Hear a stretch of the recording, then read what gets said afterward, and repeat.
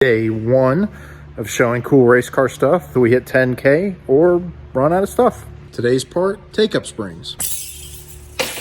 Also called a helper spring, is a small, low-rate spring. We use take-up springs because sometimes we'll run a shock where the spring's free length is shorter than the gap that we have when the shock is at full extension. And why this is a problem is because we could get our spring crooked within our coilover. So to prevent our spring from getting crooked within our coilover, we'll run the helper or take-up spring. Little divider, pop it on like that.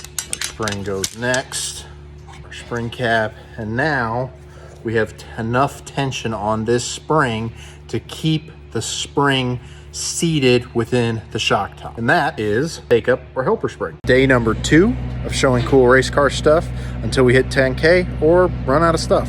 Since the Daytona 500 was yesterday, I thought today's would be impact gun. This is a NASCAR impact gun. It's an Ingersoll Rand. This would be not used on the center lock cars like they run today. It's an older model. You can see there's the reverse and forward.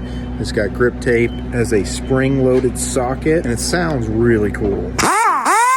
So we don't really use pit guns like this in the kind of racing that we focus on. So this is kind of a shelf queen, but it is a really cool little piece of NASCAR memorabilia at this point.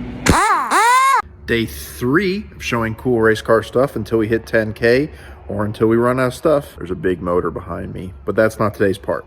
So today I thought I'd show a race receiver. So this little yellow box is a one-way radio that allows for communication between race control, or the tower sometimes we call it, and the driver. So these are pretty popular in classes where you're not allowed to have two-way radios between teams and drivers. So in dirt late model racing, we're not allowed to have radio communication between our team and the driver. This little box allows for communication between race control, so they can tell drivers when there's a yellow, how they'll set the lineup, things like that. Earbud port, volume on the bottom, and then we can change channels. So got this little clip on the back. Some guys mount it like up here in the seat somewhere. I just clip mine onto my belt, and there's a race receiver.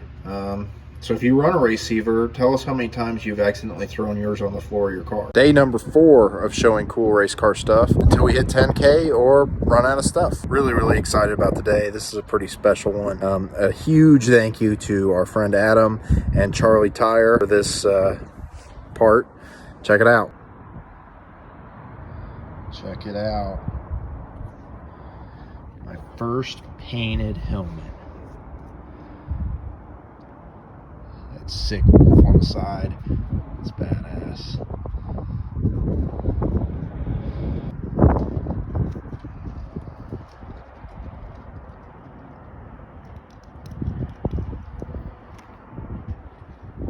Really excited to get this on track. Again, a huge thanks to Adam and Charlie. It came out great. I'm super stoked about it. Let us know what you think FUT stands for in the comments. Day number 5 of showing cool race car stuff until we hit 10K or run out of stuff. Today, we're going to talk about tire tools. So on a circle track car, we'll run what's called stagger. Stagger is when your outside tires are larger than your inside tires to help the car to turn left. So on a dirt late model, we'll run 2 to 5 inches of tire stagger, measurement of the circumference on the right rear bigger than the left rear. So we may run a 92-inch right rear and an 88-inch left rear. So you can use a tape measure. This is a stagger tape. You hook your tape on a lug and then you roll the tire. We can see that this one measuring right about 91 3/4. We can also use what I would call a stagger bar to take the same measurement. Bar that we lay across the diameter of the tire. This one's measuring right at 92. So that was the same tire. So they're a little bit different. That's one of the reasons why it's important to keep your tool the same on a comparative scale. It's day 6 of showing cool race car stuff until we hit 10K or run out of stuff. Let's talk about wheel spacer. All right, so this is a wheel spacer, and we use these to change the width of our rear end as well as the offset of the rear end from left to right. We've got different spacers with different thicknesses, which allows us to tune the race car. They go on right between the hub and the wheel. Now this spacer that I'm putting on right now is a 1-inch, which means that it has its own set of studs. Put it on, we use the existing studs to mount it to the hub, and then we put the wheel on the new studs from the spacer.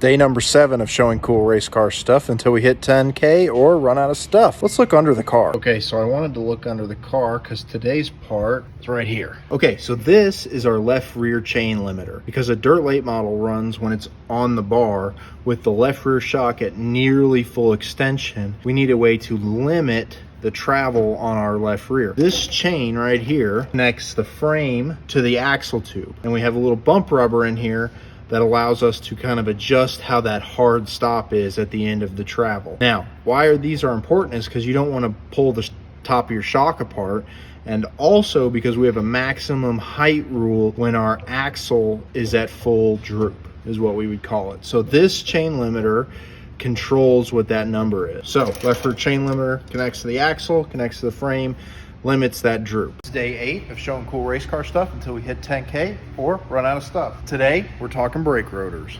This is what I would call a standard rotor. This is a vented disc. It's 11.75 in diameter, 1.25 thick. This is a Wulff and it weighs 8.8 pounds. This is also an 11.75 diameter, 1.25 thick vented rotor, but this one is scalloped. What's the advantage of the scalloped rotor over the full rotor? It's weight. So this rotor, according to Wulff, weighs 8.8 pounds. This rotor weighs 5.4 pounds. That's a huge weight savings of unsprung weight that we have on the race car. This rotor is $55. This rotor is $130. It's a weight versus cost kind of balance that we're talking about there. We'll see you on the next one. It's day 9 of showing cool race car stuff until we hit 10K or run out of stuff. Today we're talking about why you might turn the brake off. This switch right here turns the brakes off. So there are different parts that you can use to shut the brakes off on the right front corner. This is especially popular in dirt cars. So let's look under the car and look at the actual part that shuts it off. So there it is. It is a Wulff electric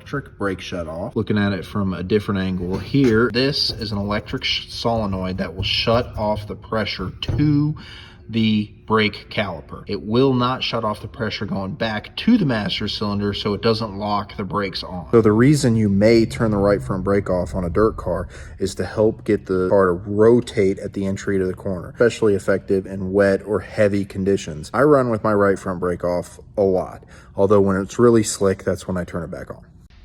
Oh, nuts! It's day 10 of showing cool race car stuff until we hit 10K or run out of stuff. Today, lug nuts. I have a couple of different styles to show you. This is a center lock lug nut off a Formula car. It's got an aluminum washer, steel lug nut. Can you tell me what that means? Center lock lug nut. This is also a center lock off a GT3 car. This is a double-sided aluminum lug nut for a late model. This is a single-sided steel lug nut for a late model. And this is off my street car, also steel. M12 1.5. Why would you run an aluminum lug nut or steel lug nut? A set of 5 steel lug nuts weighs 9 ounces. A set of aluminum lug nuts weighs 4 ounces. Who's nuts? Okay. Why would you run the steel ones? Well, the steel ones are about $1 a piece. The aluminum ones, $2 to $3 a piece. Titanium ones are about $12 a piece. I don't have any titanium ones. These guys fail or come off. You're going to say, day 11. A little bit of a change in pace today. I'm showing cool race car stuff until we hit 10K or run out of stuff. With the Formula 1 Grand Prix starting this weekend at Bahrain, I'd talk a little bit about Formula car stuff. If you didn't know, we used to race Formula cars before we started racing dirt cars. We still do a little bit of Formula car work. This right here is a front wing flap off a Formula car, a junior Formula car. This one's off a Formula 3 car. You can see it is carbon fiber with aluminum cores. Set of holes here on the flap, and we also have a set of holes on the main plane that the flap bolts to. Change on the front flap of a Formula car is a huge change. Your front to rear downforce adjustment on a Formula car is one of the key handling characteristics of those cars. This is a single element rear wing for a Formula 2000 car. This is off my car, actually. This is a single element. We did have a dual element where you could have this main plane and a secondary plane. Rear wing changes we didn't make quite as often on my car, although it does affect your drag versus downforce. Day 12 is showing cool race car stuff until we hit 10K or run out of stuff. Let's go in the shop. We're going to talk about 4 links. clearance. Here is our axle tube. Here is our bird cage. Right here, we've got a rod that bolts into the top of the bird cage and a rod that bolts into the bottom. Then bolt to the chassis. Got one up here in the top, one up here in the bottom. You'll notice this is the left rear, and that bottom bar is bent to give it extra clearance. Now we're on the right side of the car. Here's the bird cage right here. Here's our top rod, goes to the chassis. Here's our bottom rod, and it goes to the chassis. So when we talk about suspension setup on a dirt late model, your 4-link angles and lengths have a lot to do with your handling. So I have it up on a jack right now. And I'm gonna release the jack. You'll see the left rear pull forward. Right rear is gonna push backwards a little bit, and that's where you get your rear steer. So as the axle travels down, it's turning to the right and also pulling that left rear up into underneath the body.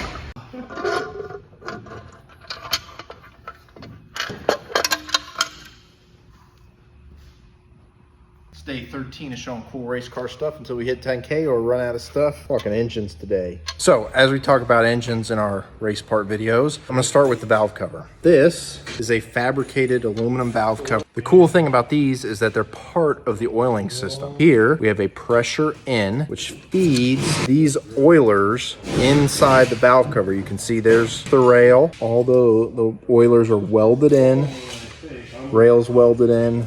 What is kind of a simple part is not on a race engine. The reason you would have oilers in your valve cover here is to help lubricate the valve train. There's a lot of load, you got a lot of valve spring tension, a lot of critical componentry up in the valve cover.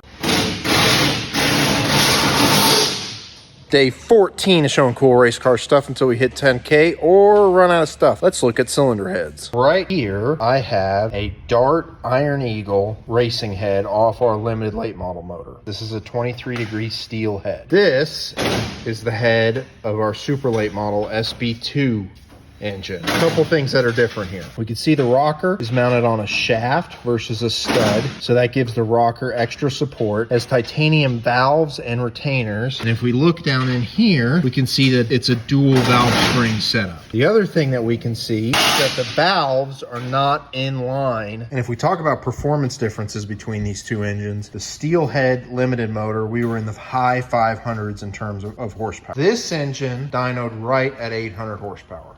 Substantial horsepower gain between the super engine and the limited. If you're enjoying the daily race part, hit the follow button, leave us a comment. Over 2,700 pounds of spring load. Welcome to day number 15 of showing cool race car stuff until we hit 10K or run out of stuff. Spring smasher. So the shocks that we have on a race car have an adjustable spring perch. A lot of times you're going to set those spring perches on a scale pad and you'll set your corner weights with your spring loads. Dirt cars have so much wheel travel, we use a spring smasher. Okay, so this is a mechanical one. They do make ones that are more automatic. I'm going to use our bottle jack to compress the coilover to a given height. I'm going to do about an inch. Press the entire coilover assembly 1.0030 inches is giving me a load of 628 pounds. What that means is that that shock is producing 628 pounds of force at 1 inch of travel. So we may set those travels at 4 inches, we may set them at 2 inches, but what we'll do is we'll set a given load number at a given center to center. Did you know that seat belts expire? Welcome to day 16 of showing cool race car stuff until we hit 10K or run out of stuff. Let's hop in. This set, let's see if I can see it, expires in 2025. This is a little bit of a weird angle. This set has 5 connection points.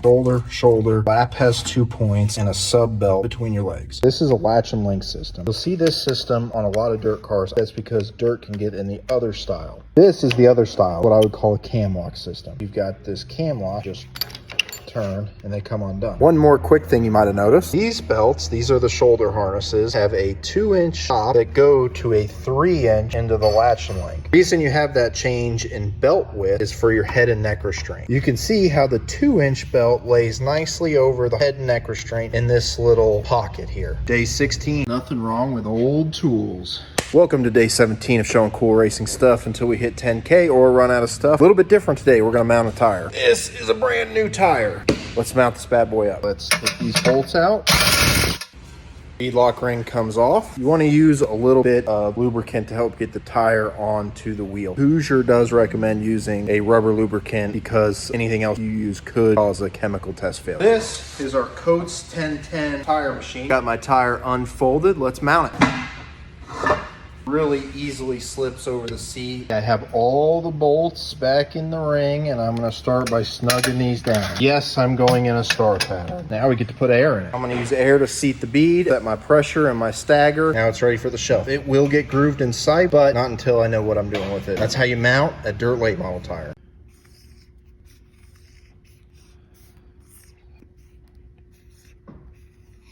It's day 18 of showing cool racing stuff until we hit 10K or run out of stuff. Today, talking springs and rates. So sometimes on a dirt late model, we will stack springs on top of each other. It allows us to tune that spring rate. We're going to be using a 200-pound spring and a 350. Here's the equation to calculate your spring rate of a spring stack.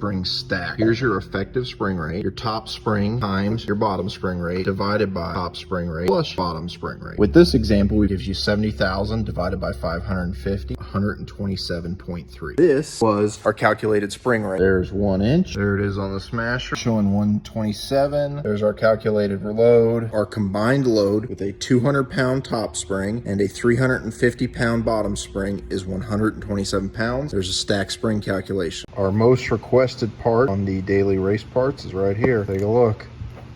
Welcome to day 19 of showing cool racing stuff until we hit 10K or run out of stuff. Super Bowl time. This is our Super Bowl carburetor. I'm going to start with kind of a 30,000 foot view here. This is a 4-barrel. Work the throttle.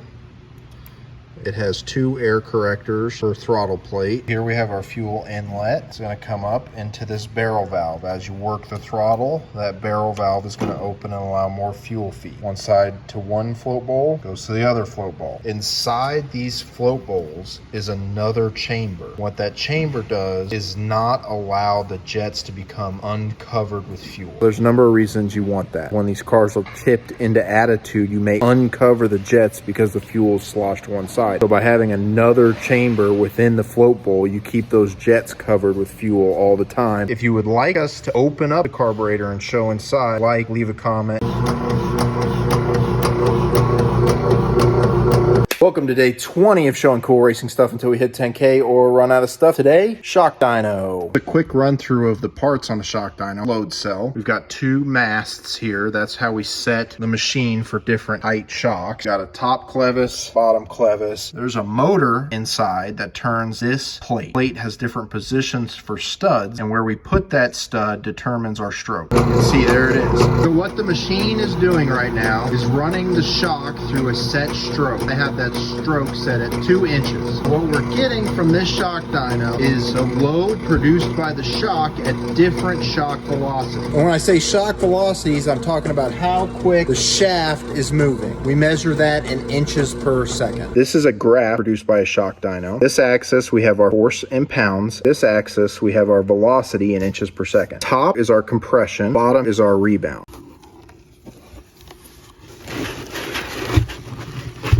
Welcome to day 21 of showing cool racing stuff until we hit 10K or run out of stuff. Today's a little different. You may even say obscure. While on the dirt late model, we do not do pit stop. We've worked on several programs that have. This is the nozzle that we use during pit stop. Particularly, this is an IMSA nozzle. Quick overview. These are your handles right here. This is your fuel inlet and this is your vent. The fuel tank is going to fill up quick enough that you need a vent to release the air. The other way around, I'm going to pull the cap off. Here is your inlet and this is spring loaded. Now I'll show you what's on the other side. This is your port that you would see in the car. This one's on a bucket to drain the hose. See that that's also spring loaded. When you push the nozzle in, it's going to push this down, allowing fuel to pass through. To show you, I have to put a lot of force into this to get it to compress.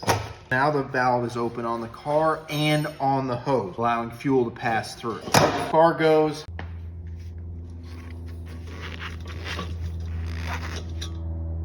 Welcome to day number 22 of showing cool racing stuff until we hit 10K or run out of stuff. Let's talk about some fast adjustments we can make. Back of the Smasher, flip the top over. Now it's a spring tester. These spring rubbers are a really quick change we can make to the race car. Pop them in the coils of a spring, just like that, and you've made a change. What I'm going to do is I'm going to show you two tests. A spring rate test over 1 inch, load test over 5 inches, with and without spring rubbers. So I've compressed the spring 1 inch on the Smasher. I'm getting a reading of 228. Now I have the spring compressed 4 inches. 907. So I've add these two rubbers in, compressed 1 inch now, showing a reading of 238 pounds. Not a whole lot different. Now let's run the 4 inch test. Compressed to 4 inches, 1063. Not a huge change at 1 inch, but 4 inches of travel. We went from 905 to 1063. That's a much bigger change. Welcome to day 23 of showing cool race car stuff until we hit 10K or run out of stuff. I just cut a tire in half.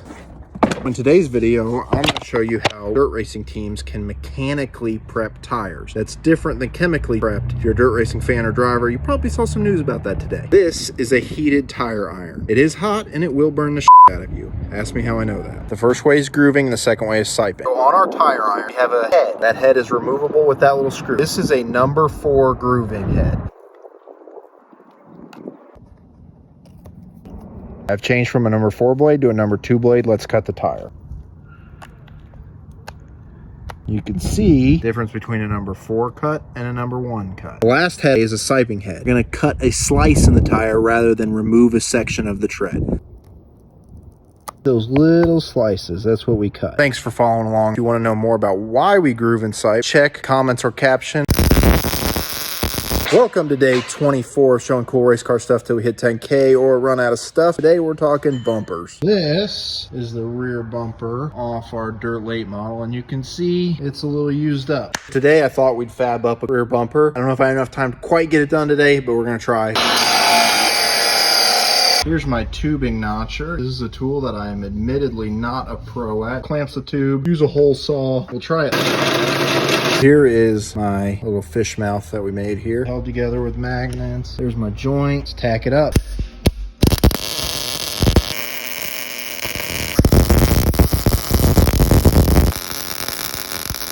Now I got to do my little stringer deal. A bit rudimentary, but this is what we're going with. I'll add some stringers later. Square is centered on the bumper, not on the chassis. We'll get stringers, it will get caps, and it will get powder coated. Welcome to day 25 of showing cool racing stuff until we hit 10K or run out of stuff. Today we're talking about oil systems. Several classes of racing allow for what's called the dry sump system, including super late models. The basic parts in your dry sump system are dry sump oil pan, an oil pump, an oil tank, a remote oil filter, and depending on your application, an oil cooler. One reason to run a dry sump over a traditional wet sump system is that you can run a much shallower pan and move the engine down in the car, lowering your center of gravity. 3 scavenges coming out of the pan to 3 scavenge ports in the pump. Final scavenge in the pump is for out of the valley. You're going to scavenge out of the valley is because it cannot drain fast enough down to the oil pan and it'll get over full. The last port is your pressure in, pressure out from your tank. Another reason you might run a dry sump system is to have a lot more oil capacity. This one is a 5-gallon oil tank. The remote tank allows you to keep the sloshing and aeration in the oil down, allows for more consistent oil pressure. We just hit 10K, so I'm gonna blow up this confetti cannon at Fletcher when he walks in the door.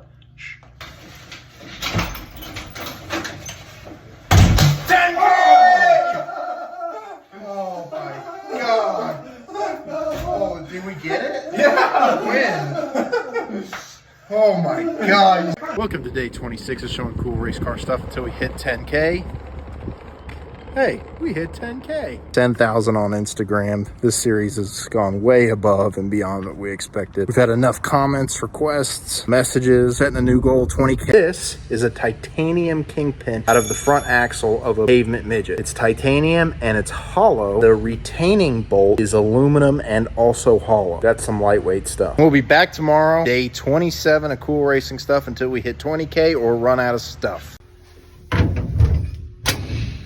Welcome to day number 27 of showing cool race car stuff until we hit 20K or run out of stuff. Today I'd like to talk about these long acre race car turn plates. Pull the pins out of these. These go under your front tire and they slip really easily. See, they've got a scale here. They have a plus or minus 30-degree range. When you do your alignment, these go under the front tires. You can do some critical measurements on your race car like Ackerman, toe, caster, using these plates. One measurement that these are especially used for is Ackerman. Ackerman is a design in which the inside tire on your steer axle turns more than your outside tire. We do this because on the inside of the corner, the tire has a shorter radius than it does on the outside of the corner. And we can use these long acre plates to measure that. Welcome to day number 28 of showing cool race car stuff till we hit 10K, 20K, damn it. We're going back to steering stuff. Dirt late models use a rack and pinion steering. This differs from a lot of other dirt cars and some pavement classes that use a traditional steering box. Here is our steering rack. This cylinder right here is your power cylinder. This is your rack housing. This is the servo. The ends where the tie rods bolt in are slotted, and that helps you set your bump steer. This is an 18 1/4. They're available in different lengths, available in different ratios. There, this is a 4. Different ratio racks are going to affect your steering speed. 1 7/8 ratio rack is going to have what we call a slow steering, where a 4 1/2 be a very fast steering. Another cool thing is that this is actually a torsion bar, and this 0.235 is going to adjust how difficult the car is to steer. The servo torsion bars range from 185 to 300, with a 185 being easier to steer than a 300. See you next time on day 29.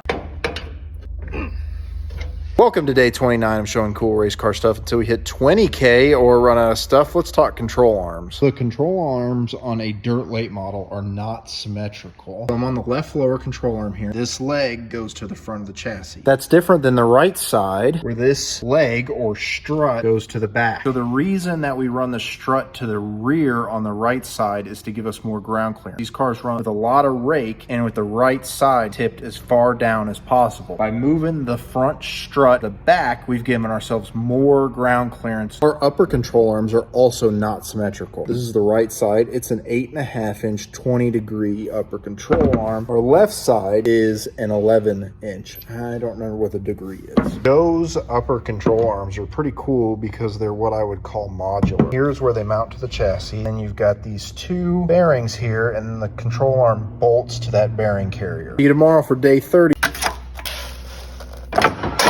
Welcome to day number 30 of showing cool race car stuff until we hit 20K or run out of stuff. Today, let's talk about aluminum. Because we're a dirt racing team that builds our own bodies, we do our own aluminum work. We use our stomp shear lot right behind me, and I'm going to use our knockout punch and flaring tool to put a 2.5-inch hole in this piece of aluminum right there. Got my hole marked. So to use the knockout punch, I got to put a 3/4-inch hole in it to get the bolt in. To do that, I'm going to use a drill press with this step drill.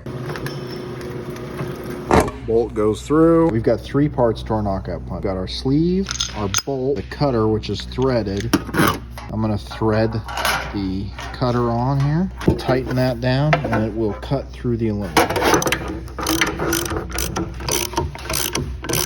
Pull that out. There's our hole. Same principle with the flaring tool. See, there's one edge, there's one edge. Those are going to come together. There we've got our nice little flare there. Welcome to day 31 of showing cool race car stuff until we hit 20K or run out of stuff. Today, by request, wheel covers. Because dirt cars run on dirt, you'll see, especially on the right side, most have a wheel cover or mud cover, and that's to keep dirt out of the inner wheel, to keep it from throwing the wheel out of balance. In a thick track or a track with a cushion, especially the right rear, can almost act as a shovel and grab that softer or looser dirt and pack it into the wheel. Here's my cover. Line it up here.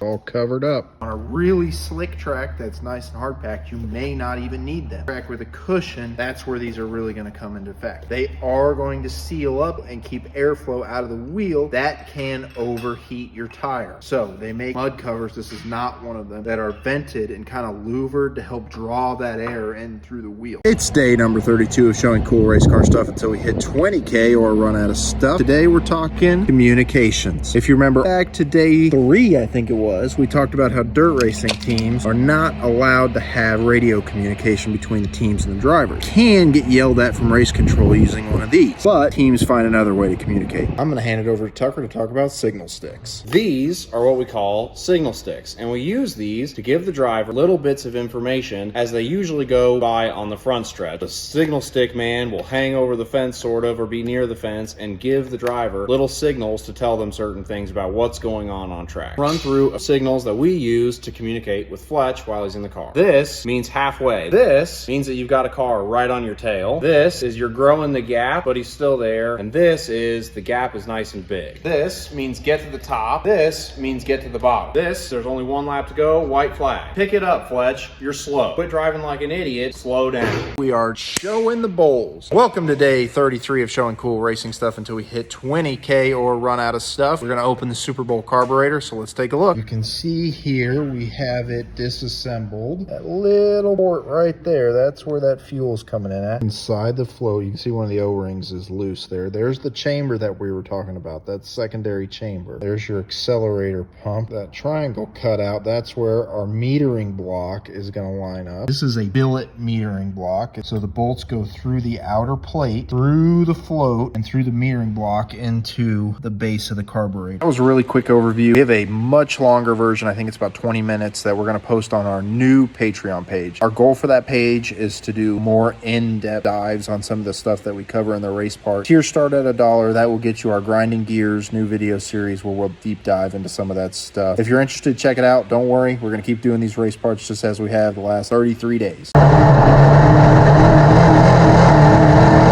Welcome to day 34, showing cool race car stuff until we hit 20K or run out of stuff. We're talking about in-car camera footage. On the camera is inside the car with the driver. You get to see what they're doing. You get to see what it actually feels like, at least a little bit. I have a protective case on mine, and sometimes they'll have a mount like this. These mounts are okay, but what I'd really like to show you today is the MSP mount. It comes with a new stainless steel ball compared to something like you might find on Amazon, little plastic stuff. Here is what plastic ball joints look like when they're mounted on the car. Just a little bit of a nudge to make this thing vibrate all over the place. Compare that to the MSP mount, and you can see this thing is not going anywhere. You can hang it from any rail, whether you're vertical, horizontal, or at an angle like the Dirt Late model is. It's going to help me bring better footage to Instagram, TikTok, YouTube channel, and I know that this thing's going to hold up when we are literally throwing rocks at it. These can make you really, really fast or absolutely ruin your night. Dirt Late model shock with a seized adjuster. Let's open it up and take a look. The dyno's been working extra hard today. It's day 35 of showing cool race car stuff until we hit 20K or run out of stuff. The adjuster is just way seized up. So this is our adjuster. You can see there's a pin in there. As you make adjustments, you're moving that pin. We have this rod that runs all the way through the shaft. When we move that pin up and down, we are moving that rod. We can pull that out.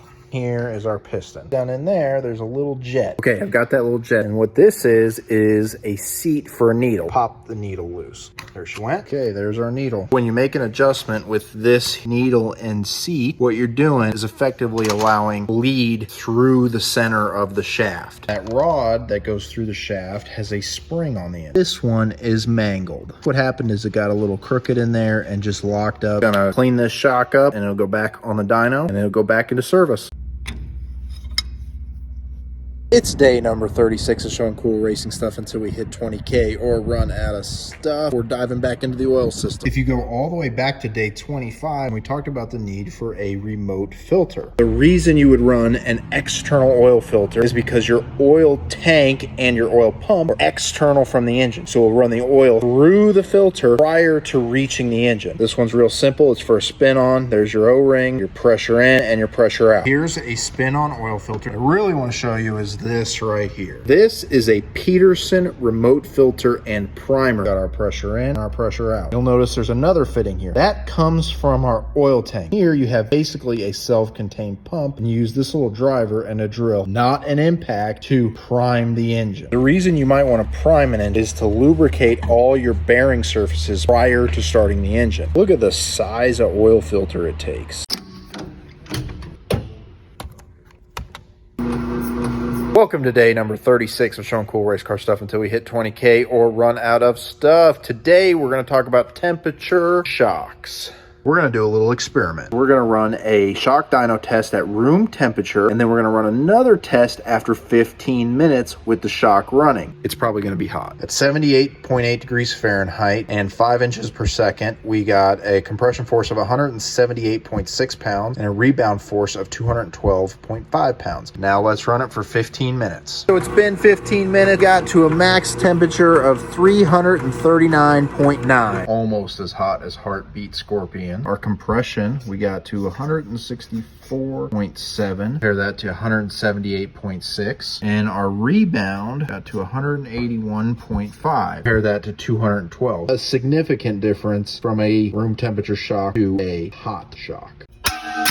Day number 38 of showing cool racing stuff until we hit 20K or run out of stuff. Today, we're doing more aluminum work. I'm going to show you two pneumatic tools that we use for our sheet metal work. The first one is this pneumatic power shear. This one's a Northern Industrial. I think that's a Northern tool brand. Got this kind of cool swivel fitting. A lot of times when we are going to shear something, we'll use our stomp shear, but it has a max width of 52 inches. These come in handy when we have something that is longer than 52 inches that we need to shear. You get these little curly cues when you use it.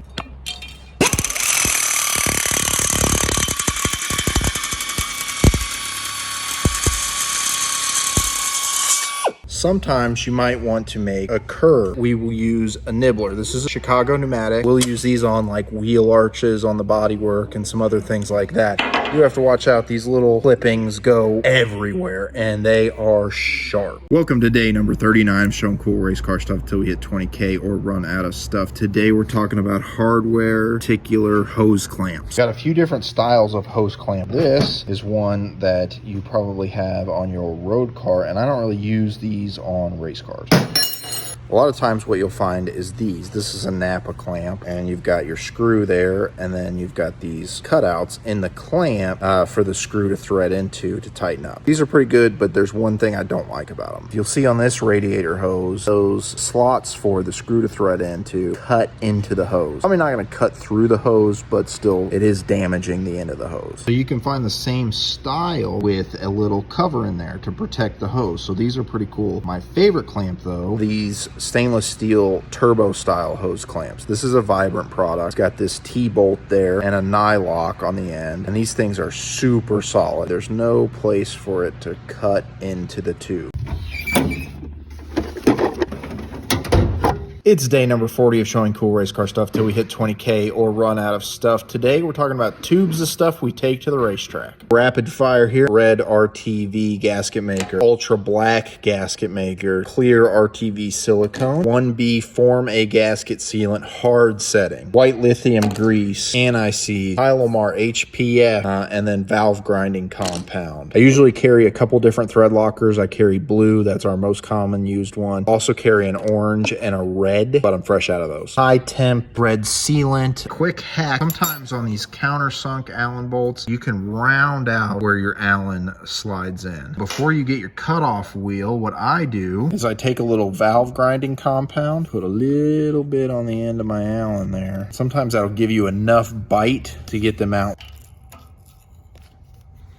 Gives you just a little bit extra surface. If you work with your hands for a living, you probably know what this is. But how many of you know what this little guy is? Welcome to day 41 of showing cool racing stuff until we hit 20K or run out of stuff. Today, we're going to be measuring some things, talking about thread pitch. If you've been paying attention to these daily race parts, you probably saw the one on our oil filter and priming system right here. Priming systems take a few different types of oil filters, so we got to make sure that we got our measurements right. First thing that we're going to do is get a measurement for our outside distance so that we can get the right gasket right at 4.5. I grab a measurement on the diameter of this filter nozzle. We're going to use the flat edges of our caliper right at 1.5. This little tool is called a thread pitch gauge. It's got a bunch of different sizes here. This is a US. Line these up with our thread. It'll tell us what size thread pitch we have. Just looking at these threads, let's start at 14, and these don't quite fit very well. We'll bump up to a 16. Single that guy out. Bang. It fit perfectly. I'm going to call that a 16. That's the difference between our dial caliper and our thread pitch gauge. Spring is finally here, allergies included. It's day number 42 of showing cool race car stuff until we hit 20K or run out of stuff. Talked a little bit about our carburetor on here, but let's look at the rest of the fuel system. Oil pump here is driven off the back of the engine via this little adapter. We have our power steering pump and our fuel pump. This is a Sweet Manufacturing tandem pump setup. One reason you may run a tandem pump off your oil pump, if you lose your oil pump belt, it would also lose fuel pressure. Best case scenario, save an engine because the engine would run out of fuel and oil. So let's take a look at this canister filter. There's your fitting for your line. Take a look at the filter element. You'll notice on these fittings that we use a little bit of Permatex anti-seize. Keep it from galling or seizing up. Filter is spring loaded. Here is your metal filter element. These can be washed, they can be replaced. Kind of an advantage to one of these canisters.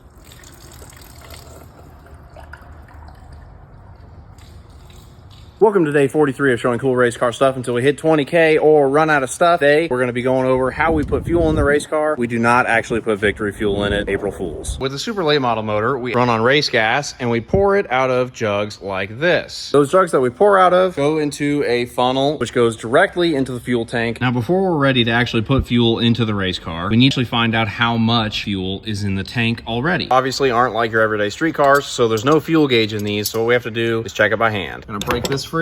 This is our dipstick port. That goes all the way down to the bottom of the fuel cell. Take a tape measure, put it on the stick, and that tells us how many inches of fuel is in the tank. We have a conversion to be able to go from inches of fuel into how many gallons we have. We don't just fill it all the way up to the top. That would be a bunch of extra weight. Instead, we figure out exactly how much we think we're gonna need and then put that much fuel in it and hope that our calculations were correct. There's almost 20,000 of you, but how many old school mechanics do we have? These are both 3/8 combination wrenches. Can you tell me why? Day number 44 of showing cool race car stuff until we hit 20K or run out of stuff. We're gonna dive into some wrenches. So when I say 3/8 combination wrench, I'm usually talking about this. But I also have this. Pretty close to the same as a 3/4. This is actually a Whitworth 3/8 inch wrench, named after Joseph Whitworth, who in 1841 founded the first national standard size for screws. You don't really see Whitworth wrenches anymore, but when my dad and when my dad's mentor started working, these were more common. This is a handy little chart that compares the decimal size, millimeters, inches, British standard size, and the British standard Wentworth size. This 3/8 Wentworth, 710 thousandths inch spread. It would be a 7/16 British standard and a 3/8 Wentworth. Your modern SAE 3/4, which is going to have a 750 thousandths spread.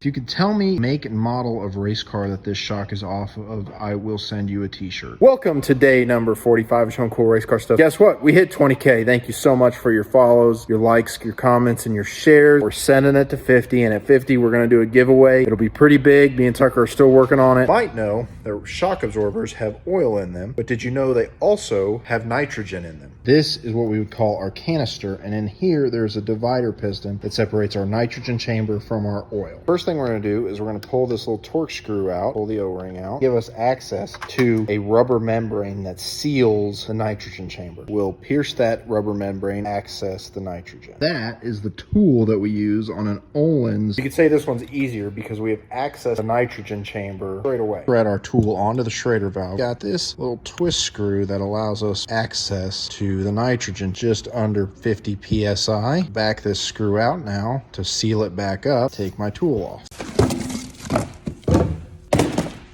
It's day number 46 of showing cool race car stuff until we hit 50K or run out of stuff. We've got some parts starting to trickle in, including this new 16-volt battery.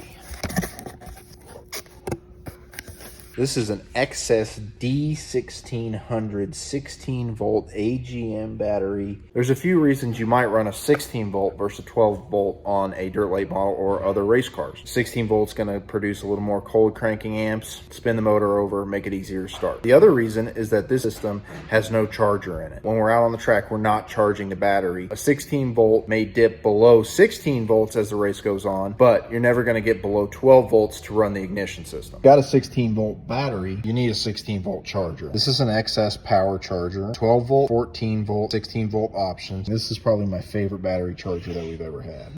Getting close to this time. It's day number 47 of showing cool race car stuff until we hit 50K or run out of stuff. All the way back to day number 16, we talked about seat belts. Now let's talk about seats. Mini series require that you have a full containment seat. Not only captures your lower body around your ribs, but also has a head surround like this. Number of brands that make seats like this. This particular seat is a Kirky. Because this is a short track car and we turn left, we've got a pretty beefy head surround on the right side and not as much on the left side. Part of that is egress, so we can get in and out of the car easy. A few things that I look for in a seat. The first is fitment. Not only around your ribs, but around your hips, your legs, the height of the head surround. You also want to think about your mounting options. We have it mounted in 3 places: through the floor of the seat, through the back of the seat, and up through these shoulders. You need to be able to get out quickly and effectively.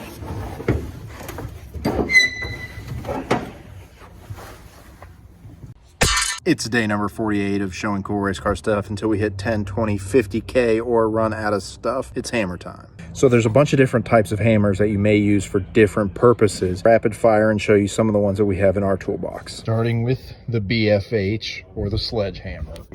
This is for when stuff is really messed up. We hope that we don't have to use the sledgehammer at all this year. This is our kind of standard ball peen hammer. This goes in our fab area. It's good for metal forming. I use it to kind of place my tubes sometimes. I got a bigger one here. This one travels with us. This is a rubber mallet. This is for when you don't want to mark up whatever you're beating or hitting, whatever you're hitting. Dead blow hammer. Doesn't have any recoil. That's why it's called a dead blow. This one's kind of cool. It's a 500 festival hammer. Dad got this for when he was a crew chief at the Indianapolis 500. This is a soft split head hammer. So you've got kind of a rubber end, got this nylon style end, and then of course the emergency hammer. It's day number 49 of showing cool race car stuff until we hit 10, 20, 50K or run out of stuff. Let's spin some wrenches. This is a spanner wrench. Coilover is a shock and spring combination with an adjustable spring perch. Basically means that we can set the height of this spring. We're effectively changing the ride height of our car by moving this spring up and down. So to move the spring up and down, we just thread it up and down on the body of the shock. We also have right here this little locker ring, which looks like a jam nut, to lock that in place. Here is our threaded shock collar or spring perch. This slides into that groove there. Use this tool to rotate shock collar on the shock absorber itself. A lot of times these are loaded up, and so we can't spin them by hand, so we use a spanner wrench. Day number 50 of showing cool race car stuff until we hit 10, 20, 50K or run out of stuff. It's Eclipse Day.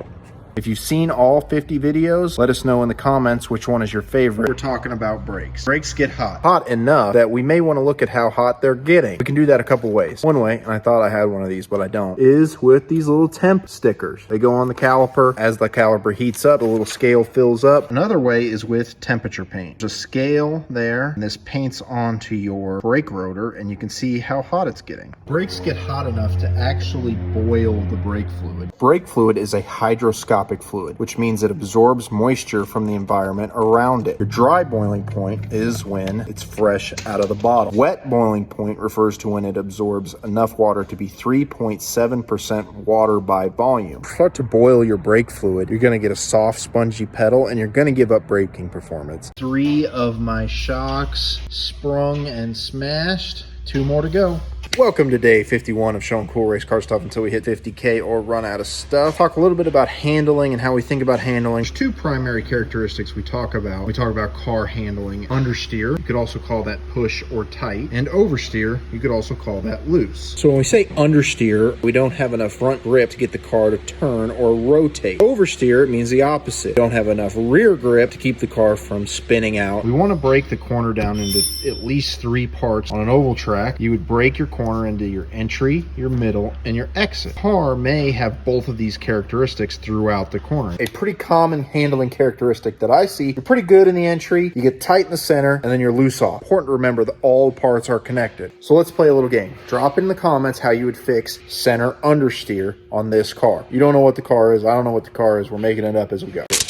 My race car doesn't have a windshield. In fact, on a dirt car, you really can't have a windshield because you couldn't see after a couple laps. Day number 52 of showing cool race car stuff until we hit 10, 20, 50K or run out of stuff. So dirt cars don't run windshields because they get clogged up with dirt and you couldn't see almost immediately. But we still have that problem with our visors or helmet shields. To fix that, we run what's called a tear-off, which is just a clear piece of material that goes over the visor that when it clogs up, we tear it off. You'll see tear-offs on other open cockpit cars as well. Formula One cars, any kind of Formula car except for the Indy car. What you want to do is fold the tab over. When that clogs up, you just grab this little tab. If you're wondering if it's difficult to pull a tear-off off while you're driving, the answer is when you first start using tear-offs, yes. But you build up a muscle memory and it becomes almost a second nature. Let's talk about the hardware that we use on our very American race car, and it is SAE hardware. We're 53 of showing cool race car stuff until we hit 50K or run out of stuff. Let's start with a grade 5 bolt. These 3 markings on the bolt symbolize that it is a grade 5 bolt. We'll also use grade 8 bolts, and you can see it has 6 little hash marks. Why would you ever run a grade 5 bolt versus a grade 8 bolt? Grade 8 bolts are more expensive than grade 5 bolts, and grade 5 bolt being softer is going to have more tendency to deform before it breaks versus a grade 8 bolt. If you saw our tubes to take the racetrack video, you saw us talk about anti-seize. This is aluminum anti-seize. There's also a copper anti-seize. Our blue thread lock, medium strength thread locker that you can remove with hand tools. Our orange thread locker, and this is pretty cool. This is a high strength thread locker that you can still remove with hand tools. I think it's 3 times stronger than blue. And then of course the red is like permanent thread locker. Permatex has a really good technical website. You know that race cars have a big fat red switch on the side? Day number 54 showing cool race car stuff until we hit 10, 20, 50K or run out of stuff. Let's talk about the electrics on our dirt late model race car. Here is our excess power D1600 battery under the right side of our deck. 16 volt battery in our dirt late model because late models don't have an onboard charging system. They are a direct draw system. The battery is mounted in this battery box with this strap and 2 weight clamps to the chassis main rails. I have an access panel in the deck so I can easily access the battery. Moving to the left side of the car, here is my charger. Here is where I plug that charger in at, right next to the big red switch. What our master switch does is shut the power off to the car by breaking the negative. All racing classes are going to require a master cutoff switch. The master switch must be accessible from outside the race car so that crew and safety personnel can get to the car and shut it off if needed. Day number 55 of showing cool race car stuff until we hit 50K or run out of stuff. These two guys are working on body work. Just got done setting our toe on the front of our dirt late model. And to do that, we set the car on what we call static sticks, which simulate the ride height that the car will have in the pits. Go where the coilover goes. See our right front, that's a 19-inch stick. Our left front, this is again a static stick. Have what's called a dynamic stick, which again, a rod that goes where the coilover goes, allows us to simulate the center to center of that coilover while it's on the racetrack. Late models have a lot of suspension movement, especially on the right front. Put their dynamic stick in and you can see the difference. This is our dynamic stick on the right front. You can see how much control arm angle we have. That's way different than what we see on a static stick. Different measurements and see different things when the car's in static versus when it's in dynamic. Number 56 of showing cool race car stuff until we hit 50K or run out of stuff. Today we're doing our final prep on our super late model engine before it goes in the car for the rest of the year, hopefully. This is our flywheel. It's got our ring gear for our starter. It's also got this set of splines on the outside. That's for a belt for our oil pump assembly. And there's the splines on the inside, and that's for our input shaft. We're gonna make sure that both surfaces are clean and free of debris. We also want to make sure that our threads on both our bolts and our crank nice and clean, nice and dry. I'm also using some Permatex red thread locker. This is the high temperature 27200 product. Put a drop here on the threads, a little bit more than that. Over here, it's gonna slip onto our crank nicely. I'm gonna bring these up nice and easy in a star pattern. Torque specs for this is 70 to 80, but I'm gonna do it in steps. Okay, we're all torqued up. Day number 57 of showing cool race car stuff until we hit 10, 20, 50K or run out of stuff. So yesterday we did the final fit on our engine. Today we're doing the same thing with our transmission and pump assembly. We run a Bren transmission. This is a 2-speed plus reverse. So we've got a low gear for in the pits and a high gear for on the racetrack. Our bell housing and transmission are magnesium. Remember, we're driving our oil pump off the back of the engine. Here's the oil pump assembly. And if we look down here, we're also driving our fuel pump and power steering via this adapter off the back of this assembly. Looking on the front of the assembly, here's our starter, here's our input shaft, and here's our belt. Here's our starter, and then here's where our scavenge lines in, and here's our pressure in. Bleed for our clutch. Remember, these transmissions have an integral clutch. And finally, looking down the backside, here's our shift levers that go to the cockpit. Here is where your slip yoke slides in and gets driven off these splines here.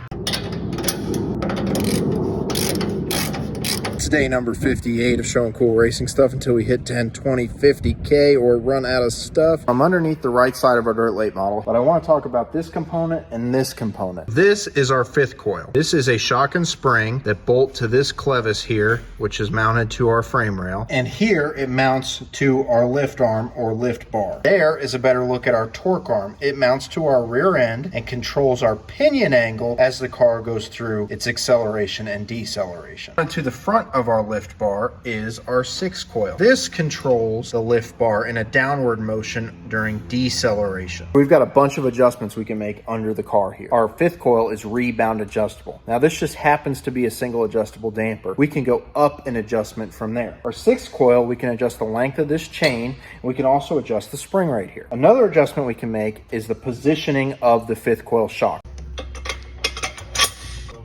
Day 59 of showing cool racing stuff until we hit 50K or run out of stuff. If you go all the way back to our day 15 video, we showed our spring smasher. Today, I want to show you kind of a cool feature that we built into it. This started life as a spring tester that we modified to accept a coilover. One thing we added with these bungs is a spring unloader. This is a 12-inch, 300-pound spring with a little over 1 inch of preload. So because this unit has a little more than 300 pounds of preload, we use a spring unloader to unload the spring so that we could take it off easily. So I've installed these 2 threaded rods in the machine, and what they're going to do is they're going to hold the spring down as I run the jack and move this shock up, and then I'll be able to pull the cap off. For now, compressing the spring, top cap off, and release the pressure. Now I can change the spring. If you want to see us do a full setup on this shock and spring, we'll be posting that to our Patreon in the next couple of days.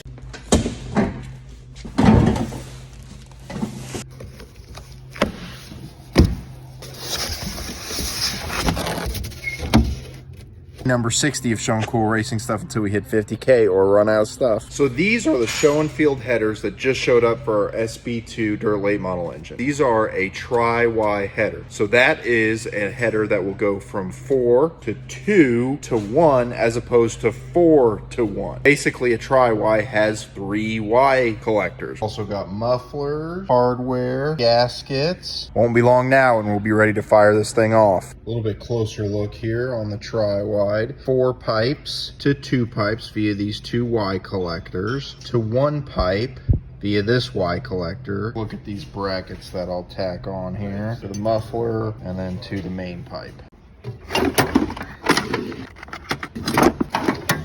Day number 61 of showing cool race car stuff until we hit 50K or run out of stuff. So we've talked about a few different tire tools. We've talked about stagger tape, stagger bars, and grooving and siping. Now let's talk about a durometer. I've got 2 American Racer tires here. They're both off the left rear. They're both used. One of them is a Pro 2, the other one Pro 3. So in dirt late model, in addition to different grooving, siping, and pressures we can run on tires, we can also run different compounds. We can run a softer tire, which is going to produce more grip but also not last as long, or a harder tire which may not have the optimal grip but will last longer. The American Racer Pro 3 is a harder tire than the Pro 2. Let's use a durometer and verify that. So let's use our durometer 65. Here's our Pro 2. Check our durometer reading 53. 2 tires punched about 12.6 it's different. Do you know why we run 2-piece spoilers on dirt late models? Day number 62 of showing cool race car stuff until we hit 50K or run out of stuff. So dirt late models run a spoiler. This is an 8-inch spoiler, which is the maximum height that we're allowed to run per our rules. We mount them on the car with a hinge. This one's just clecoed on so that we can change the angle to affect the handling and performance of the car. Very right side section of spoiler right here is a really small piece that we call a breakaway. Build these breakaways into our spoiler because a lot of times your right side support or end fence is going to look like this and your breakaway ends up looking like this or a lot worse. Our deck and spoiler support right here actually has a breakaway built into it as well. So if you hit it hard enough, this part of the T-bar will actually break away as well. So even though dirt late models are short track cars, aerodynamics are a really big factor. From your splitter to your spoiler to your deck, all of that plays a pretty big role in the performance of the car. It's day number 63 of showing cool race car stuff until we hit 50K or run out of stuff. Sometimes you don't have a lot of time to make an adjustment. So here's a handy part that allows us to make quick and consistent adjustments on the race car. So we're under the left rear of the dirt late model, and this bar right here is called the J bar, also called the Panhard bar, which connects our rear end to our chassis left to right. But what I want to talk about is this mount right here on the chassis. This is a walk-up mount. So I've taken my J bar off, and you can see this mount has teeth on it. This spacer here also has teeth on it. These teeth will fit into each other here like that, and then we can use a wrench on these flats and walk our J-bar mount up and down. All we have to do is break this bolt loose, then we can use the flats on that spacer with the teeth on it to walk the bar up or down, tighten the bolt back up. Now we've made a J-bar change. Day 64 of showing cool racing stuff until we hit 50K or run out of stuff. Today we were talking about pedals, in particular our throttle pedal. See, your foot slides in like this, and then you've got this bar on the top of the pedal that you can use to either pull back off a stock throttle, or if you lose the throttle spring or something, you can work the throttle in both directions using that bar on the top of your foot. Bottom of the pedal, where your sole rests, has these rollers on it, and that allows the pedal to kind of work freely off the bottom of your shoe. You keep a nice smooth pedal application. Where the pedal comes through the tub at, it's on a bearing here, and you've got this spline shaft, and that allows us to adjust the position of the throttle pedal. We'll look at the throttle pedal from the other side of the tub. Okay, so here's our bearing that this spline shaft, just like the other side, and here is where the link goes to the carburetor, bolts in right there. Have you ever seen a throttle pedal with a pullback? Day 65 of showing cool racing stuff until we hit 50K or run out of stuff. If you go all the way back to day number 20, we talked about our shock dyno. And over the next couple of days, I'm going to dive into shocks a little bit deeper. And so today, let's cover some basics. This is a shock absorber. A shock absorber is a hydraulic device that is part of your suspension that helps control the car's movement. While springs control the distance your suspension travels, a shock controls the speed at which your suspension travels. We have two forces we want to talk about: compression force and rebound force. Compression force is the force generated by the shock absorber in compression. Rebound force generated by the shock in rebound or extension. On a typical shock dyno graph like this, vertical axis is going to be your forces, your compression is positive, and your rebound is negative. And along the horizontal axis, we have our velocity. We'll keep diving into shocks over the next few days to a week. Let us know what you want to learn.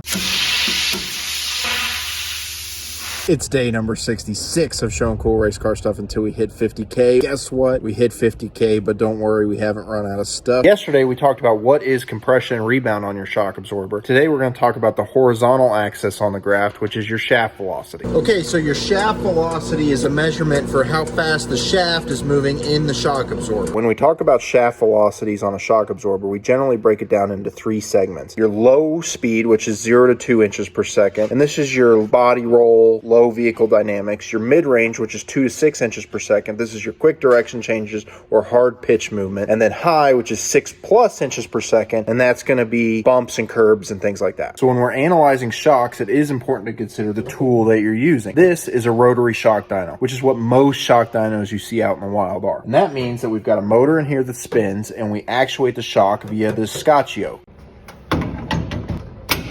Day 67 of showing cool race car stuff until we hit 10, 20, 50.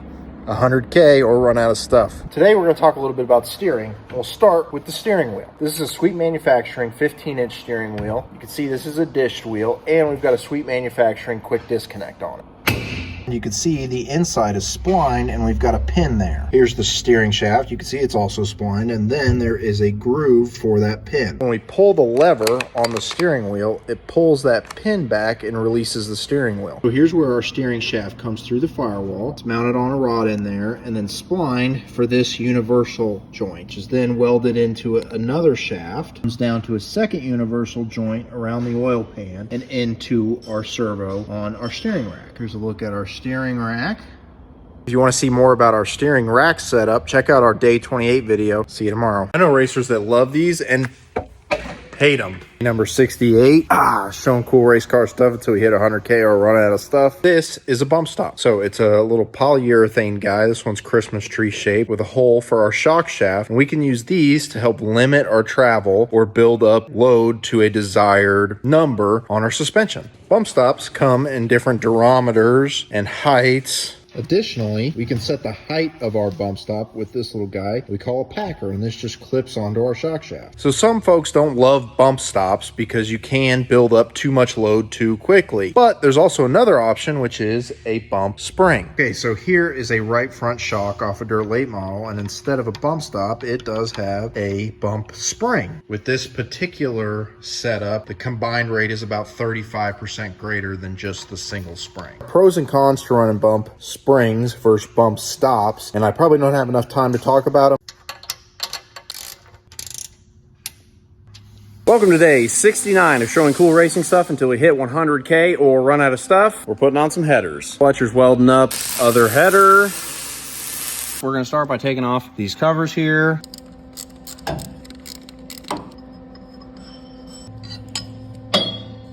Along with the hardware and the actual header pipes, they also sent us gaskets to seal them against the motor. And these come with a dry lubricant on them so that the gasket doesn't stick when we take the header pipes off of the motor. I'm pretty confident that that lubricant is actually graphite. Okay, so this is kind of a maneuver, but I've got my gasket here. Just got one bolt put through it, sort of lined up. Now I've got all of the bolts finger started here. And so now I'm gonna go through and in somewhat of a star pattern, snug them all down. Now she's got headers.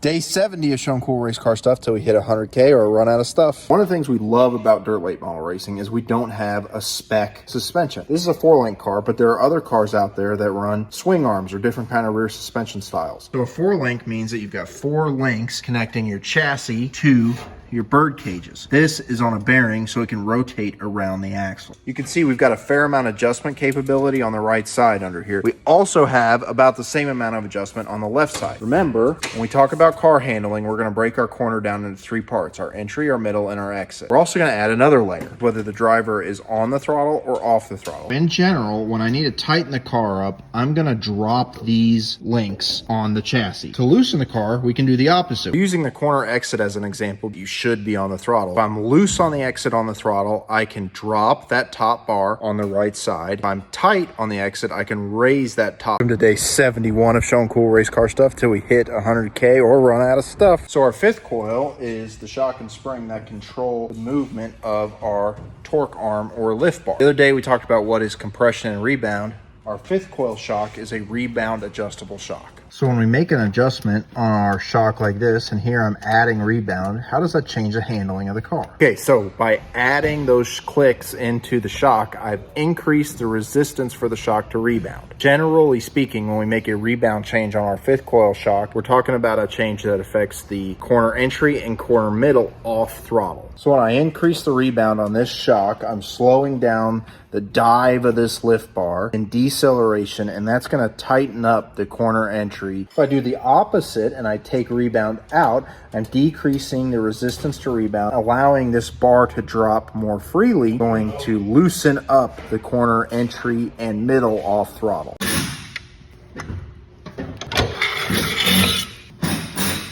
Day number 72 of showing cool race car stuff until we hit 100K or run out of stuff. Let's work some aluminum today. So this right here is a 30-inch shear, press brake, and slip roll. I'm going to show you the 3 functions that it does. Starting with the shear, I'm just going to use a piece of scrap that we've got here. Put that in, pop it, and we have sheared that piece of aluminum. We also have a 52-inch shear, and this gets a little more action than the smaller shear. So the function that I use the most is the press brake on this tool, which allows us to fold an edge. Yeah, I'm just using a piece of scrap. We made a little piece of channel there with 2 folds. Also got a set of rollers. Probably use this the least amount. Nice little radius there. Day number 73 of showing cool race car stuff until we hit 100K or run out of stuff. This winter we went from a straight engine powered limited late model to a super late model, going from a wet sump oil system to a dry sump oil system, and a lot of plumbing. There's the oil pump, our filter, dry sump tank. You can see we've got fittings and lines everywhere. So with all that hose and plumbing came a lot of fittings. Big ones, small ones, new ones, used ones, but they're all aluminum, right? So you really have to be careful when you're tightening them up, because a standard combination wrench, you can slip and round out the corner, the used fitting that we've got, and it has been slipped. So this is a set of aluminum AN wrenches, and you can get these at most of your performance retailers, and these are built for doing fitting so that you don't slip. Welcome to day 74 of showing cool race car stuff till we hit 100K or run out of stuff. Here is our quarter panel off the race car, made of aluminum, and we fold the edge here in the shop and we mount our skirts. We also fold underneath the wheel well so you don't get cut on it. So we're just gonna pop it off our deck here, like so. We run body bolts along the top edge. We also have a couple of places where we put body bolts to mount the sides of the panel. Those mount to this aluminum channel here and are mounted to the chassis via spring steel. We secure our body bolts on the underside of the deck using a clip nut. These just clip onto a surface, and there's our threaded area right there. We use aluminum angle for our clips, and then we rivet that aluminum angle into the deck. How many of you know what this is? Welcome to day 75 of showing cool race car stuff until we hit 100K or run out of stuff. This is a Longacre Racing Products oil filter cutter, and I've never used one, so let's check it out. We'll use this very beat up oil filter for our test piece. Put that over the top there, tightening it down. Seems to work just like a tubing cutter would. See, it's cutting a slice in the filter. Tighten it up. Feel it's cutting through it. I can hear it's cutting through it. Tighten it. So just like a tubing cutter. There we go. We've cut the top off. Here we can get a better look at the filter element. Gives us an opportunity to inspect, you know, the things going on inside our engine without taking it apart. See how much oil was still in that oil filter. This one was definitely due for a change. It's got burned oil on it. Pretty crispy filter. Kind of looks like a cat from this. Welcome to day 76 of showing cool race car stuff till we hit 100K or run out of stuff. Today, let's talk about lead. So most racing classes will have a minimum weight for the car and driver, and super late models are no different. Our minimum weight for car and driver is between 2,300 and 2,400 pounds, depending on the track and rules. With my car and me and our baseline setup, which has 15 gallons of fuel in it, we're generally under that number. We have to add weight to the car to meet our minimum weight requirement. This is a 50-pound lead brick that we have mounted on the car. We use these weight clamps. Some racing classes actually allow you to add tungsten ballast. Thankfully, ours do not, because tungsten is much more expensive than lead. A lot of the like NASCAR, Xfinity, and Truck, and I think the Cup Series cars, we use tungsten as ballast. For this video, I've got our lead mounted on the very front frame rail of the race car. Having options there is actually an advantage because we can move it around, change our weight distribution.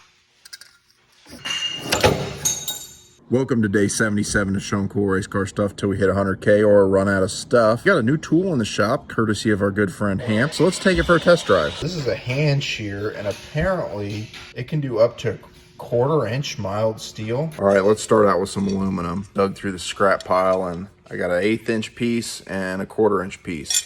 And let's try it out. We're gonna start with the 1/8 inch piece. Nothing to it. All right, let's try a piece of 1/8 inch.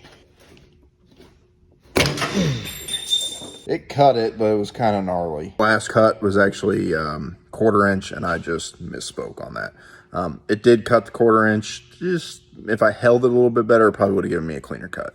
I don't have any 1/4 inch steel that I'm willing to sacrifice, but I do have some. I think it's 16th. Here we go. Yeah, that was really easy. 78 of showing cool race car stuff until we hit 100K or run out of stuff. Let's talk about our tie rods and 4-bar links. So this is a tie rod off a dirt late model.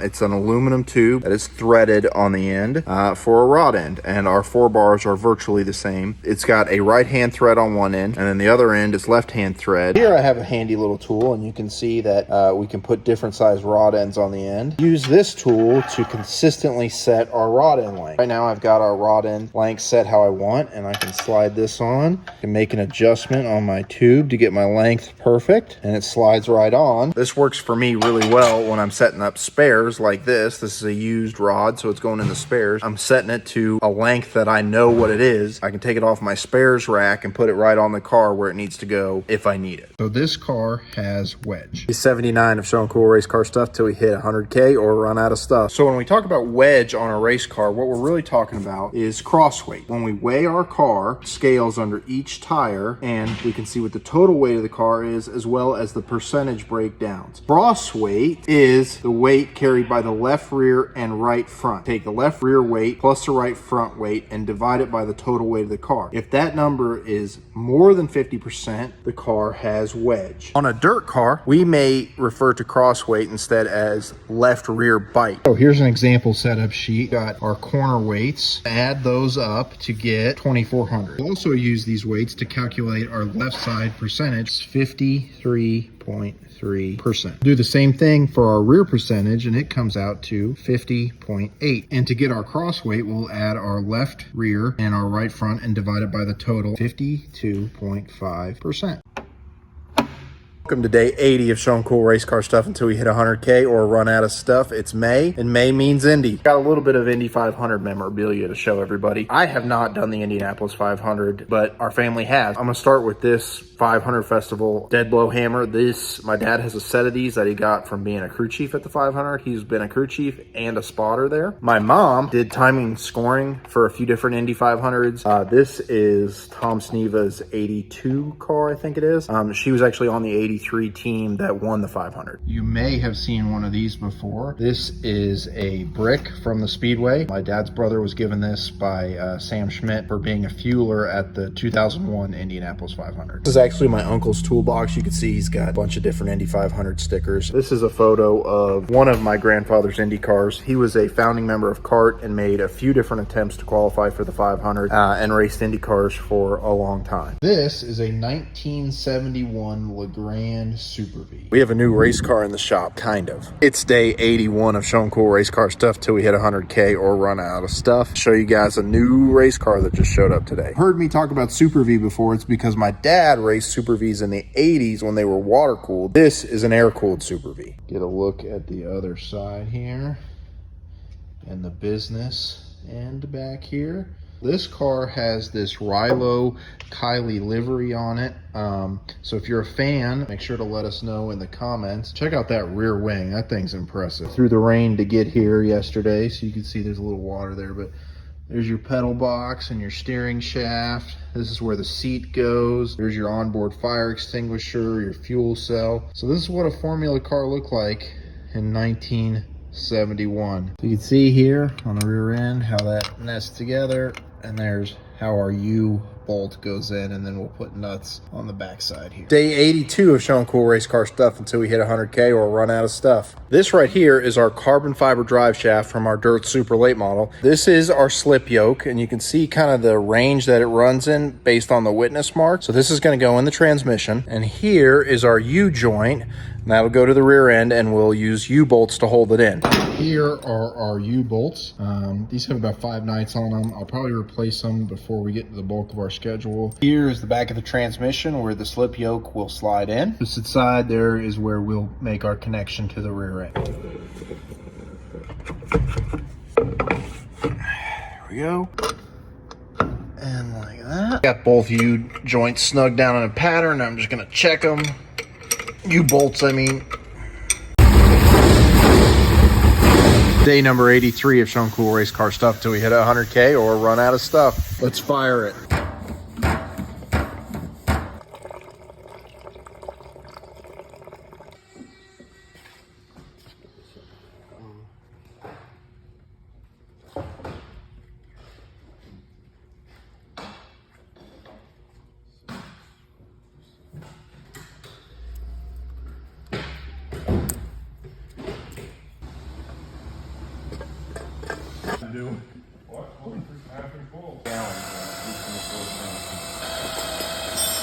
Did you smash it? No.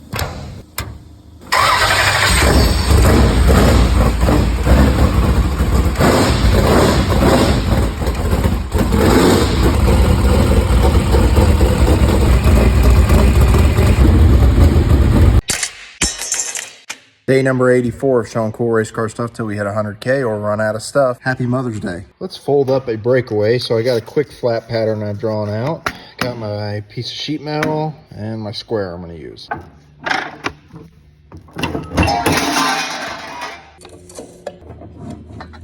I got my flat pattern drawn out and I've transferred that to my sheet aluminum.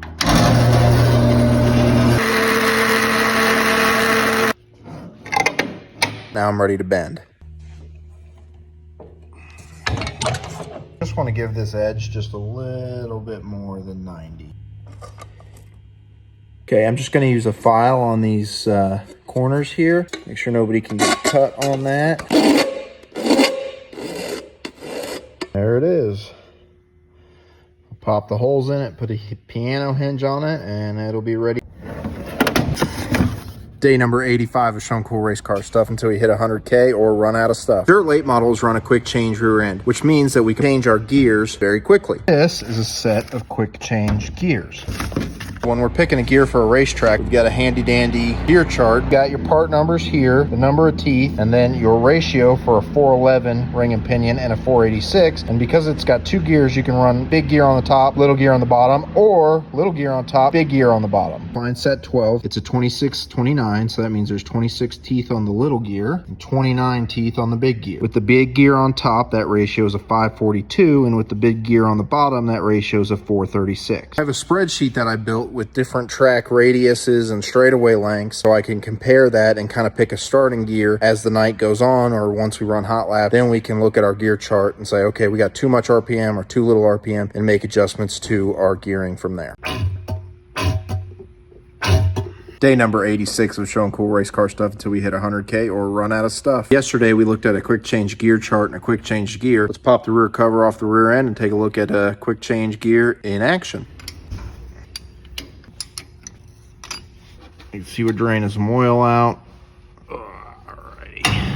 So I'm gonna reuse this gear oil. It's a 7590 ester full synthetic gear oil. Big gear on the top and little gear on the bottom. Pull these out. I'm only gonna take one out, but you would just pull these out, put your new gears in, get her lined up, put your back cover on, fill it back up with oil. And that's how you change a quick change. It does have a fill plug on the other side, but I'm just going straight in the side here. Day number 87 of showing cool race car stuff until we hit 100K or run out of stuff. So we've talked about the dry sump system on this car quite a bit in the last 86 videos. So I'll talk a little bit more about it now that we've got it running. Here's the pump. It's driven off the back of the engine. Here is our remote filter. This also has a little pump in it so that we can prime the engine. Here's our main feed into the engine right here. And then this is for our valve cover oilers. See the scavenge lines into the pump. On the back, we've got a tandem pump that is our fuel and power steering, and then here is our oil tank. A couple of advantages to a dry sump system. One is that you can run a shallower pan, move the engine down, and your CG. Another thing is the oil capacity. So on our crate engine, we had an oil capacity of 8 quarts, and that included the filter. You could see, got this big tank here. The oil capacity with our dry sump setup is 18 quarts, so we have more than double the oil capacity of our wet sump crate engine. Number 88 of Showing Cool Race Car Stuff until we hit 100K or run out of stuff. We're back on the J-bar today. We've talked about our walk-up mount and setting the height on the chassis side and the pinion side. Let's talk about making a length adjustment on this J-bar. By making adjustment on the J-bar, we can move our rear axle to the left or to the right, and we can do that right here. So, a couple of jam nuts, one here on the J-bar, one here on our clevis end, and then we've got this threaded rod in between with flats, and this works as a turnbuckle to easily make an adjustment. Break my jam nuts free, make an adjustment on my threaded rod here, tighten down my jam nuts. Common place you'll see turnbuckles on race cars is on push rods on formula cars. This one's missing the jam nut.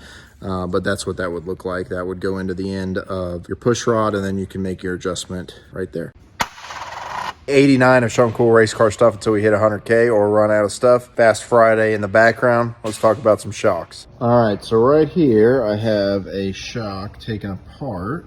I'd like to talk about these guys. One thing that I really like about shocks is the amount of freedom that you have from your shim stack to your piston to your adjustment range. You've got so many options and so much freedom. So these are two pistons from two different manufacturers for roughly the same application. They're both short track oval shocks. This is an Owens off a dirt late model, and this is their high frequency piston. See, they're bleed ports. This is your band area. They've got a square O-ring in there. Got a standard O-ring on this ARS. Obviously the bleed pattern is quite a bit different. And then this is what a piston band looks like. This is off an Owens, but you can see how stiff those are. This one's used and kind of tweaked. You can kind of tell that from the video, but what one might look like all put together. Day 90 of Showing Cool Race Car Stuff until we hit 100K or run out of stuff. Today we're talking about Zeus with a D. So this little guy is a Zeus fastener. It's a quarter turn fastener. You can see the little slot that allows it to lock in place using a spring used to mount things, especially body work. I don't use Zeus fasteners on all my body work, but I do use it on my roof supports. There's Bart. So here's how a Zeus fastener works. Here's my roof support mount, and here is the roof support itself. I'm gonna line that up like that, and I'm gonna put my Zeus fastener in, and you can see that the slot in the Zeus fastener lines up with the spring and the support. Use my little Zeus tool here, and it's going to pull that spring tight and lock the fastener in place. You can see that I need to clean this part, but also that the spring is pulled just ever so slightly. I use body bolts on a lot of my other stuff just because I really think it's a little bit easier if you tear a section of the deck out and you need to repair it quickly. You can always throw a nut on the backside of a body bolt. Welcome to day 91 of Showing Cool Race Car Stuff until we hit 100K or run out of stuff. Today we'll talk about something that dirt late models are really not supposed to have on them during race events, and that is data acquisition. Most race classes do allow data acquisition today, but on dirt cars it's generally considered illegal, but we can test with it. We'll learn certain things about the race car that we may not have access to very easily without the system. Things like shock travel, spring loads on the racetrack, throttle position, all those things we can collect through an onboard computer in a data acquisition system. Here is a spring load cup with a load cell in it so that we can measure how much load the spring is producing on the racetrack. This we can use for things like steering tracing. This right here is a linear potentiometer. We can connect this on our shocks and see what kind of shock travels we get out on the racetrack. Here is a string pot. Use this to get like our throttle or brake position. Here is an MFR. This is something that would collect all that information.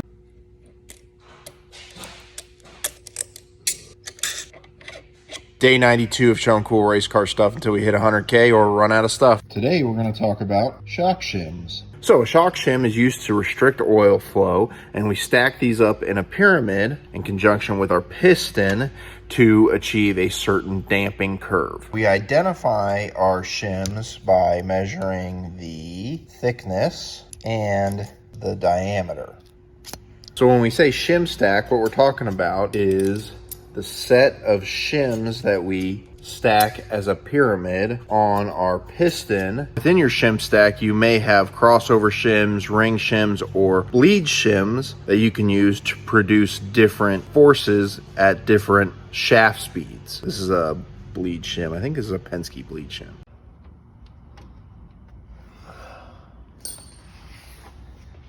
Welcome to day 93 of showing cool race car stuff until we hit 100K or run out of stuff. Thank you everyone for your support all the way here through 75K. Still doesn't feel real. Let's talk about race car preparation today. So they say races are won in the shop, and I'm a big believer of that. So today I'll talk a little bit about our prep, and specifically a nut and bolt. A nut and bolt is just very simply going through and checking all the fasteners on the race car. This is part of our every event maintenance. All the fasteners, all the lines, clean everything that needs to be cleaned, and check everything over visually for things like bind or cracks or anything that could go awry on the racetrack.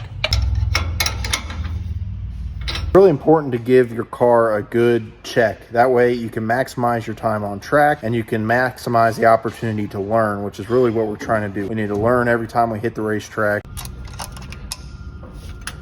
Welcome to day number 94 of showing cool race car stuff until we hit 100K or run out of stuff. So we're doing some final assembly on the race car here, and I'm looking at my left rear, and for us that we're not dirt car folks, it is fairly weird under here. We went over the chain limiter earlier in this series, but I thought we'd talk a little bit about this shock here. You'll notice the left rear on this car has two shocks. So we have our left rear behind shock, which has our spring on it, mounts to the frame here, and the back of the bird cage here. We also can run a left rear front shock. That left rear front shock, I've heard it called a few different things. Traction shock, hike up shock. It's a shock that you may not run all the time. This particular shock has a lot of compression force and not hardly any rebound force to help keep the car in attitude. Cars are super sensitive to the chassis attitude, and the left rear needs to be up and on the bar.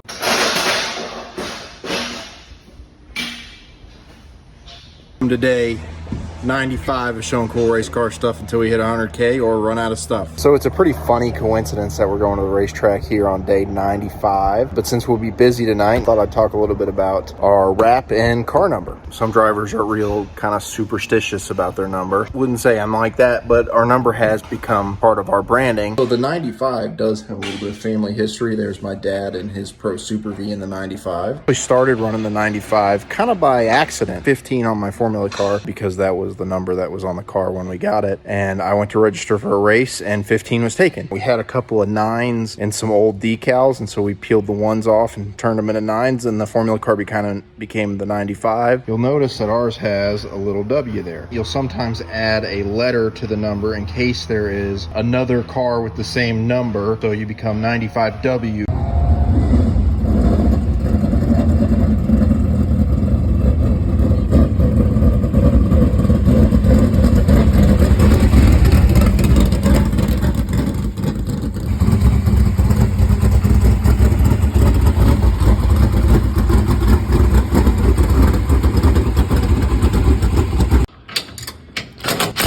Welcome to day 97 of showing cool race car stuff until we hit 100K or run out of stuff. Let's talk about our big fat nose. If you notice anything different, it's me today doing the race part. Fletcher's got the heavy machinery out and he looks like hell. Now there are a few different nose manufacturers. This is from MD3 and this is their Evolution 2 model. Since dirt late models run at a slip angle pretty much all the way down the track, the whole body of the car is designed to essentially be a wing and push all the air towards the left rear corner. So this black section is called the deck. It's shaped to bring air down and then point it back towards that rear spoiler. This creates downforce for the rear of the car, but the front of the car also needs downforce elements as well. These side pieces of the nose are called the horns, and you can see this side has a nice slope so that air can pass over it easily. This side has a much sharper angle to it. This will catch air and create downforce. I'll show you from the back side. You can see just how sharp this angle is of this left horn.